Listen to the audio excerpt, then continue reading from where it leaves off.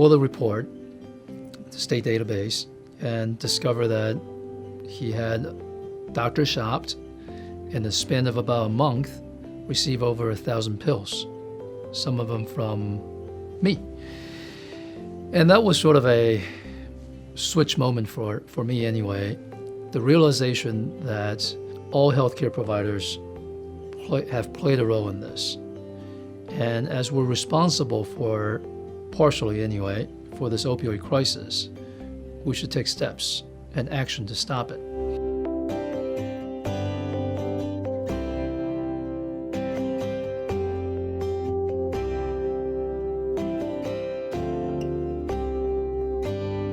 I went to my trauma group with the help of Dr. Euler and other pharmacists and said, we're going to have a gentleman and ladies agreement that we will not prescribe any opioids until we have maxed out the non-opioid options.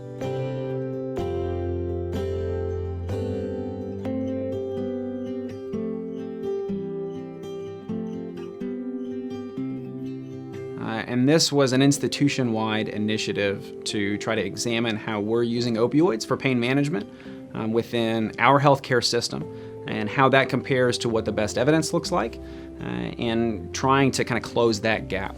So a lot of provider education, some patient education, guidelines, protocol development, some data collection and aggregation, and then presenting that in kind of academic detailing to various providers.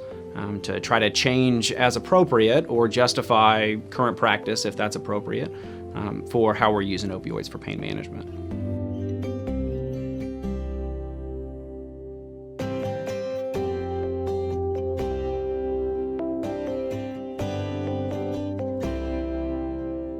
So what that roughly translates to is about a 250,000 pills annually that we're not using, that we were in the years before.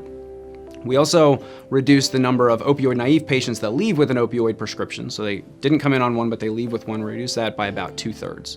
And all of this was done at the same time that we saw our average pain scores, our metric for how well we're controlling pain, stayed the same or actually got a little bit better. So we're able to use substantially less of high-risk medications without compromising or perhaps even improving pain control.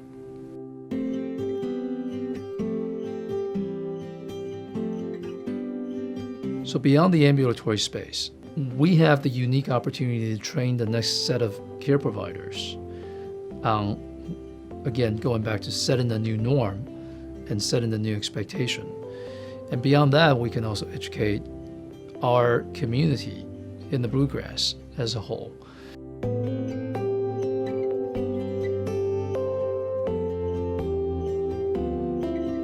I think we're the leading academic center in our state, and we're a major caretaker for this population.